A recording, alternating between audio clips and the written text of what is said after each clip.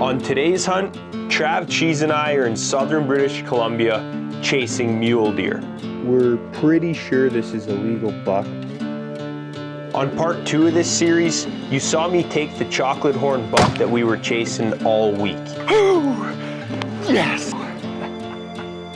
And now, we're picking up this hunt from Trav's perspective. Trav's gonna be over here, and he's gonna be glassing this entire bull, starting November 7th, where we dropped them off for the final 3 days of the season on the far side of the canyon.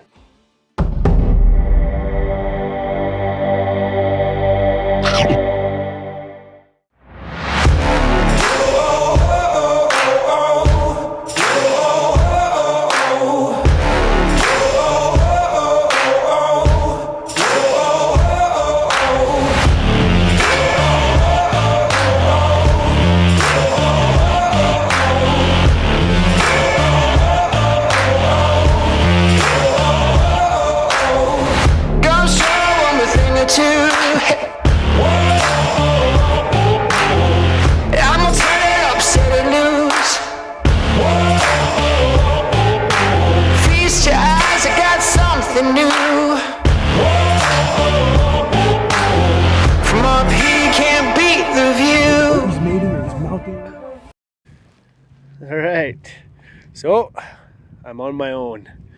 The old Raptor's taking off back up the hill. I'm just by a little quad trail here, and I'm going to be setting up my tent. I'm probably going to be here for 2 days solo hunting. I'm comfortable shooting up to 450, and basically mid-slope here across the river is 450, and if I get one there, I'm probably going to have to wait for Mitch to come back over here, pick me up, and then come in from the other side.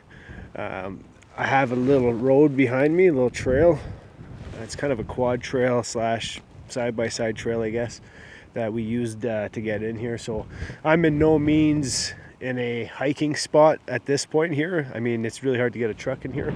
Good thing for the Raptor, we can get down in there, but the other side of the river where Mitch and Cheese are hunting, it's a little bit more of hiking. So if I do get one in there, it's pretty steep, but we'll have to get it from his side. There's a river down at the bottom here, and there's no way I can cross that. Just dropped off Trav, and we're coming back up this real windy road here, and it is sketchy. It's icy, it's muddy, and it's only just slightly wider than my truck with serious cliffs coming down the edges, so we're being real careful in here, but I'm pretty happy with the setup. Now that Trav's going to be set up there, we're going to be on the other side of the river. I really think that this is going to be the key to making it so we can easily see a lot more country, hopefully see more deer, and guide each other in. It'll be a pretty neat process trying to guide each other in to get one of these bucks. So the ground's a little wet. We just had some snow and it's all melted now.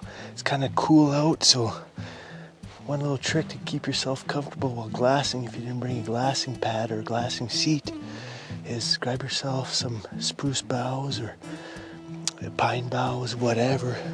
It'll help insulate your butt from the ground, and it'll help keep you dry. Basically all you're gonna do is just grab a handful of this stuff, and then you'll lay it down. When you lay these down, you're gonna want to put the light colored side up. If you go like this, it's a little more prickly, not as comfortable. This side is nice and soft. I like to lay them all with the thick end facing the back, because if you have it to the front, it kind of pokes you everywhere. So if you're making a bedding for a tent, you're gonna want to stuff them in like this. Start from one end, and as you're making your bed, stuff them in like that. Gives it a little bit more loft.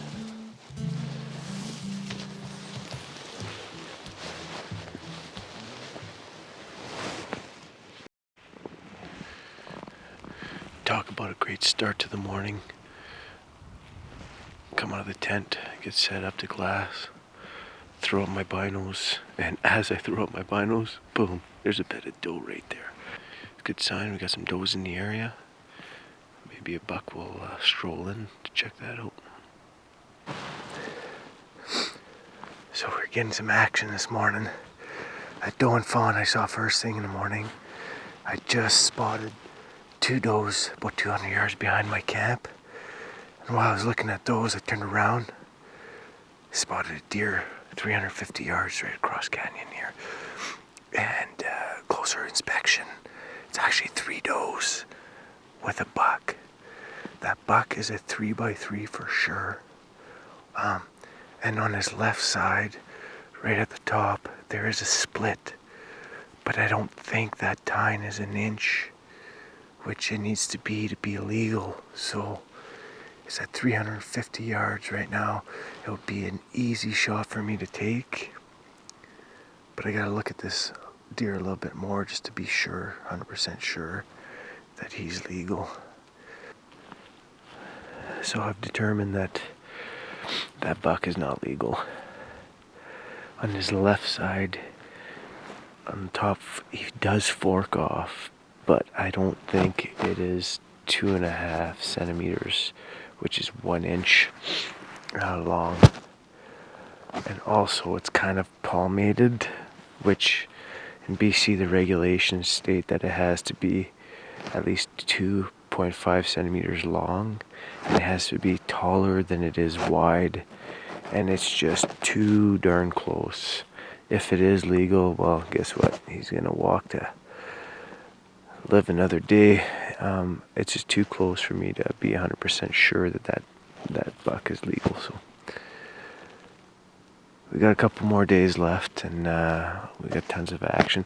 I think he picked up another doe at some point, because I could see 4 does and I could see the buck, and he just bedded down now. So I'm thinking there's a hot doe in that group, so maybe he'll drag in another doe or another buck at some point today. So it was quite the action-packed day today. Spotted 9 deer, only 1 buck out of them all, and unfortunately he's not legal. But Mitch did end up getting that chocolate horn buck, which is awesome. That's the buck we saw on the first day. From what I remember, he's just a heavy buck, so that's a bonus. I'm glad at least we got 1 buck down today. We got all day tomorrow, and then I think the morning after that. See what tomorrow brings. So we decided this morning that we were gonna move camp a little bit just down the ridge, because up here we're really exposed to the wind. So I didn't unpack my bag or nothing last night. Now we got camp all broken down. We're gonna go about 300 yards down the ridge. It gives us a much better view of the mountain that Trav's on, and also the added benefit, we're out of the wind. I would highly recommend, when you're putting on a really heavy pack, to try and do it like I'm doing right now. Sit down, buckle it up as tight as you possibly can around your waist. Get your chest strap all done up. Tight. Make sure everything's very tight, especially on your waist. And then you gotta have the fun of rolling over to get up. Because if you just try and get up straight like this, you might hurt yourself. So once you get on your knees like this, now you're more stable. Turn your butt downhill so it's easier for yourself to get up. And use your legs and your arms, not your back, so you don't hurt yourself. We got 2 bucks in front of us and like 4 does right now. These 2 bucks are rutting pretty hard. They're just chasing the does around, so they're only about 75 yards out, just down the slope in front of us.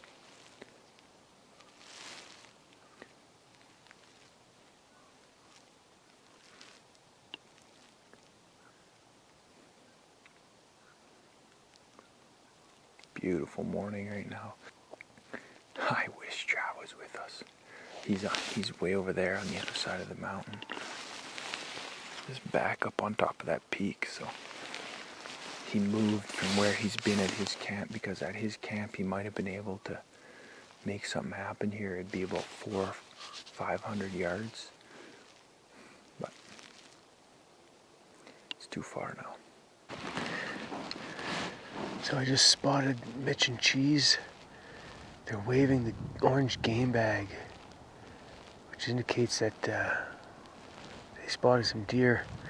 And sure enough, put up the glass and I see a doe and one buck, but he pointed 2 bucks. So, but the one I'm seeing is the one I've been watching forever. But there is a hot doe, like it could be another buck that found her too, so maybe they're gonna scrap it out. I just can't see the other buck now. This is pretty crazy. This is the first time I ever see this. Buck is like mounting the doe. He just chases her around. She stops, stands for him. He jumps on for a second or two. She runs away, chases her again. This has been going on for like 10-15 minutes now. Oh, there it goes again. Crazy. As they're running around through there, there's does taking off everywhere that I couldn't see. I've been glassing this. They're all getting up and looking back, wondering what the hell's going on. Waiting for their turn, I guess. There you go. She stands again. He jumps back on. Wow. This is the rut at its finest here. So it turns out there was another buck down there with the does that they ran into. A big 3x3. As far as I can tell anyways, 3x3. At one point I thought that 2-point and him were going to square off. They were both swollen necks. Tried to get the phone scope on them. By the time I got that all done, they had separated. They were kind of walking each in their own direction. Now that 2-point still chasing that hot doe, and that big 3-point, he just walked off. I don't know why he let that smaller buck keep this doe, but he would have won that battle no problem. But the action continues, and still no legal bucks. That's the 3rd buck today that I've seen, and still no 4-pointers. My luck is about to change here, hopefully, at some point. So it's November 10th. It's the last morning of the season for this region.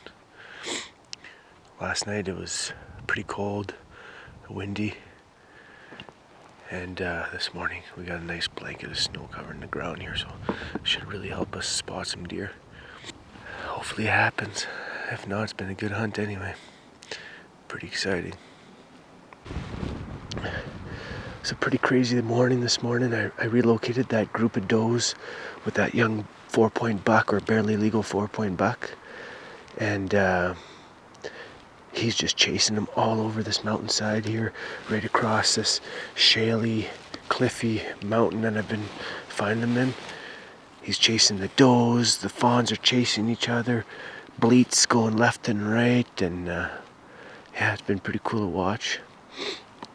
I'm hoping to find a different group of deer here to keep me, these deer keeping me distracted from glassing the rest of the mountain. So I'm gonna let them be for now. That buck it's just, if it is legal, it's just barely legal, but I don't want to take a chance. So. Well, it's the 10th today. It's the last day of the mule deer season, and it's just afternoon. So unfortunately, we got to break down camp and pack out of here. Cheese and I still got quite a bit of work to do to get up out of here, out to the truck, and then we got to drive around. It's just over an hour drive to get down to where Trav is on the other side of the river. And hopefully Trav can make something happen in the next couple hours here before we get there, because it's dark now at 4:30 and we only got about 4 hours left of light. So I'm gonna get this all packed up here and make our way back up to the truck.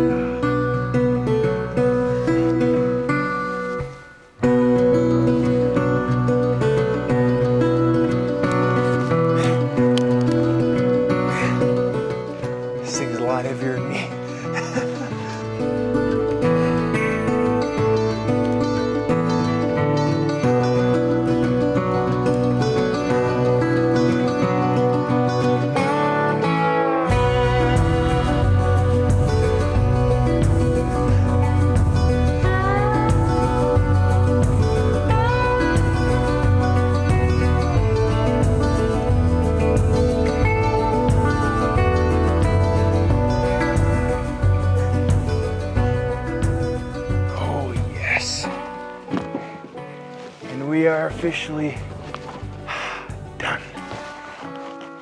Now it's time to go pick up Trav. Good job, Cheesy.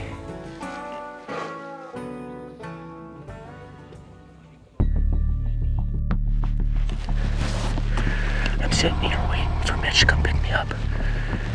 And a 4-point buck just stepped out right beside me.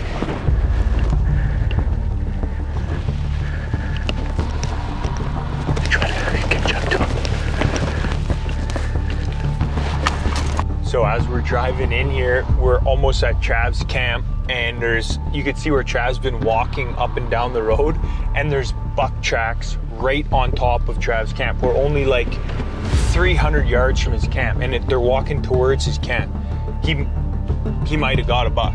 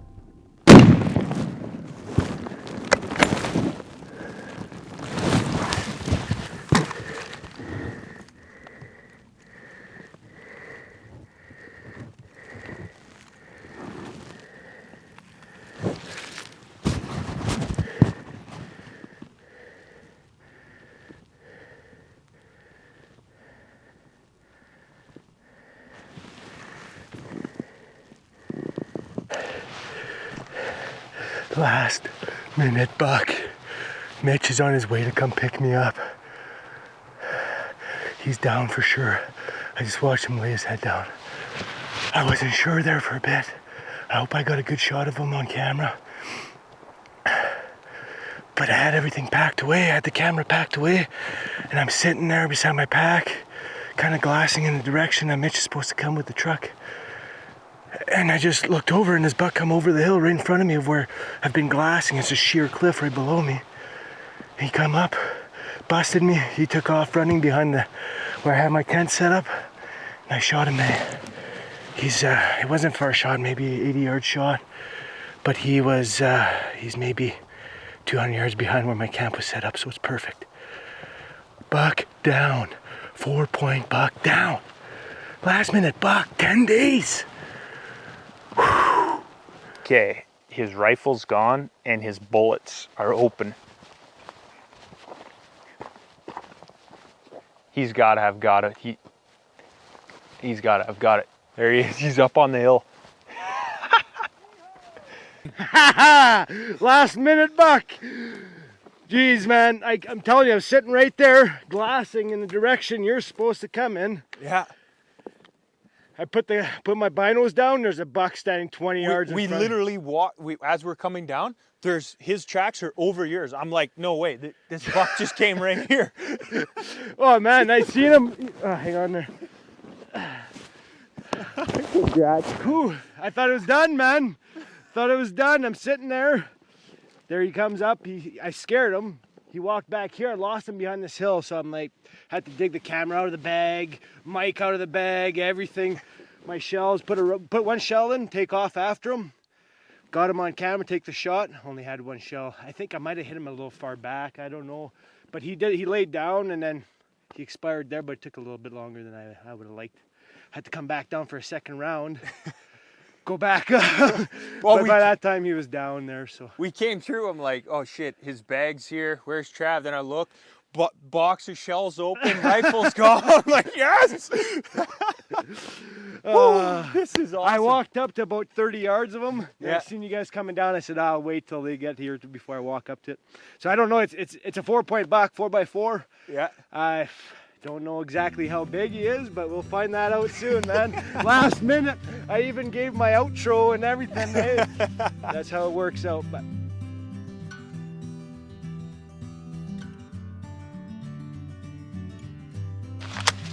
he's a stud. 4x4. with his brows. My man, congrats on your first muley, bro. Wow. Good job. Pretty happy with him. Awesome, man. 8-inch tine on that side. Yeah. This side wouldn't have cut it, but I seen this guy when he ran off.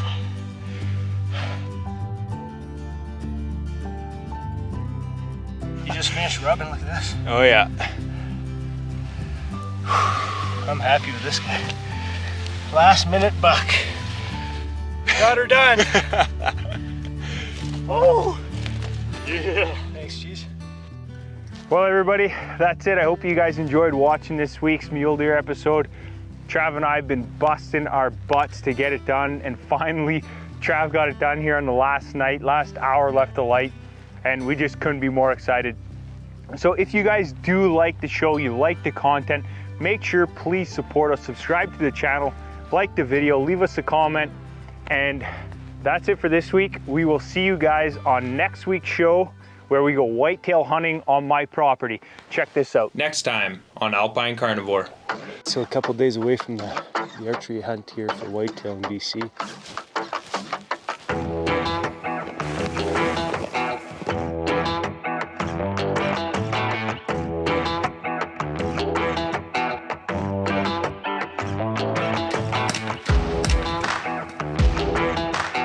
I got the bow in hand. It's time to get her done.